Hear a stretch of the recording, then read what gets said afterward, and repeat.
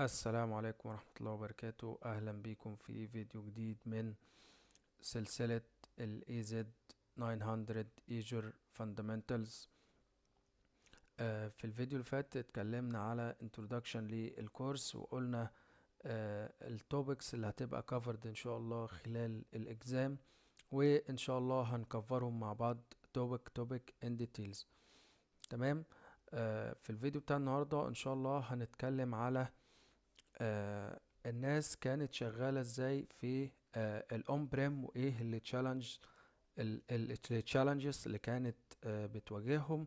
عشان كده فكروا يطلعوا على الكلاود. تمام. فالفيديو بتاع النهاردة هيبقى بعنوان Before Moving to Cloud. طيب خلينا نشوف مع بعض الكومون on premises challenges. تمام. اول تشالنج عندي الفيزيكال سايت. يعني ايه الكلام ده؟ الفيزيكال سايت ان حضرتك محتاج تشتري او تأجر فيزيكال سايت عشان تهوست فيه الاجهزة بتاعت حضرتك. تمام. تاني حاجة الهاي كابيتال اكسبنديتشر او كابكس. تمام. يعني ايه الكلام ده؟ واحدة من أهم التشالنجز في الأون بريم، واللي بتخليك تموف على الكلاود، إن أنت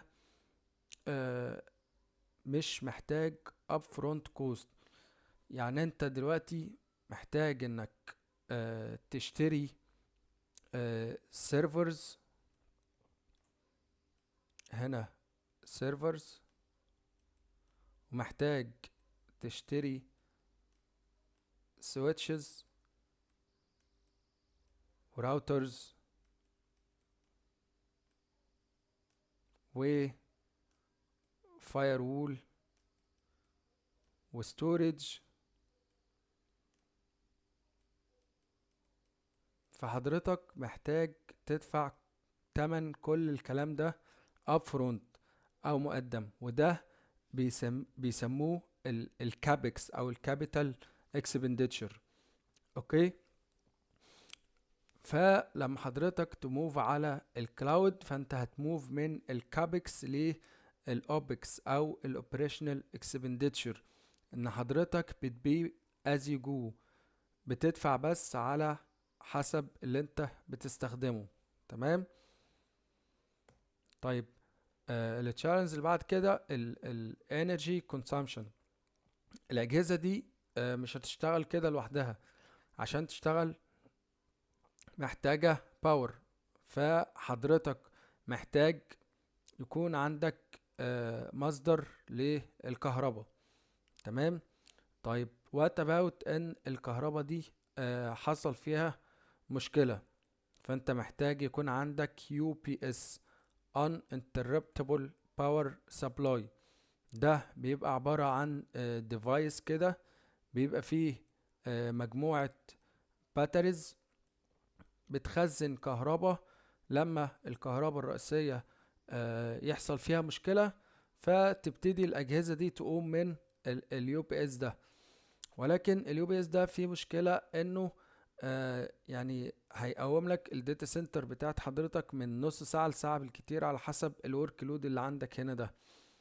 طيب لو الكهرباء طولت عن كده، فحضرتك محتاج جنريتور او مولد كهرباء عشان خاطر يقوم لك الداتا سنتر بتاعتك لحد ما اللاين بتاع الكهرباء الرئيسي يرجع.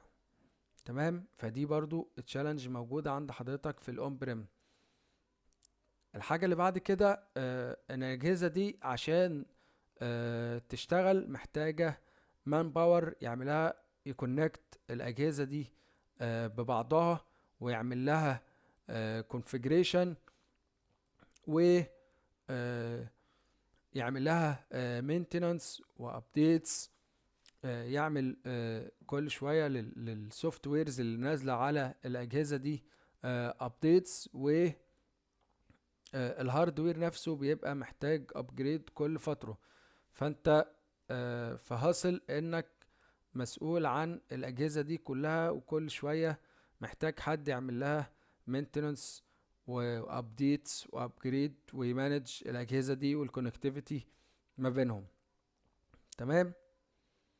الحاجة اللي بعد كده انك لازم تعمل physical security للداتا سنتر بتاعت حضرتك. مش اي حد معدي يقوم يدخل الداتا سنتر دي. تمام. فحضرتك محتاج تحط كاميرات، سواء كان على باب الداتا سنتر او من جوه. محتاج تعمل access control عشان مش اي حد يقدر يدخل الداتا سنتر دي. محتاج مثلا انك تعمل فينجر برينت او بصمة عين او الكلام ده كله. تمام. طيب التشالنج اللي بعد كده هو السكيلابيليتي ايشوز. يعني ايه السكيلابيليتي اساسا؟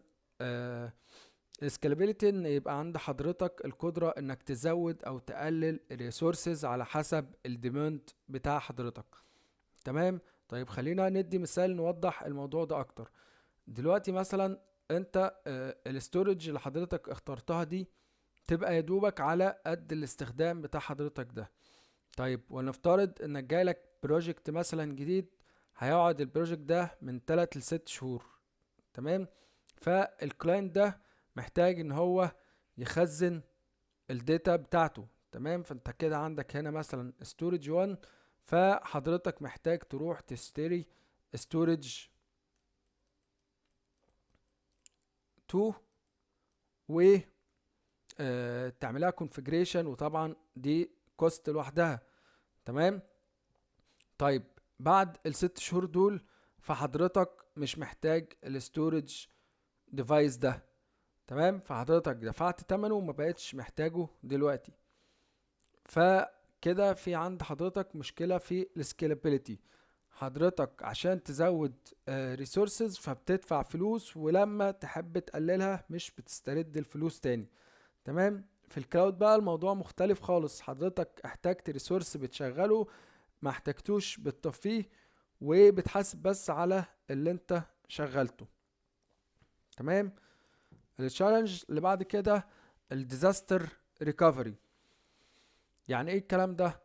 دلوقتي لو حضرتك عامل هوست للداتا سنتر دي في مكان واحد، وحصل ديزاستر هنا لا قدر الله، زلزال مثلا او حاجة، فانت الداتا سنتر بكل الاجهزة اللي فيها بقت not available. تمام. فحضرتك عشان تخلي ال الاجهزة بتاعتك دي والسيرفيسز اللي هي هوستد عليها واللي حضرتك بتقدمها highly available، فحضرتك محتاج تدبل الكوست ده وتعمل الكلام ده كله في دي ار سايت او ديزاستر ريكفري سايت. فبتدفع كل الكلام ده مرة كمان عشان خاطر لو المين سايت بتاع حضرتك وقع، ف الناس تاكسس الداتا بتاعتها من الدي ار سايت. تمام. فدي كده كانت معظم الاون بريم تشالنجز اللي بتقابل الناس وهي شغالة في الفيزيكال داتا سنتر، وبتخليها تفكر انها تموف على الكلاود. تمام. الفيديو الجاي ان شاء الله هنتكلم على ايه هو الكلاود كومبيوتنج، وانا هستفيد ايه لما اطلع على الكلاود. تمام. اشوفكم ان شاء الله في فيديو جديد، وشكرا.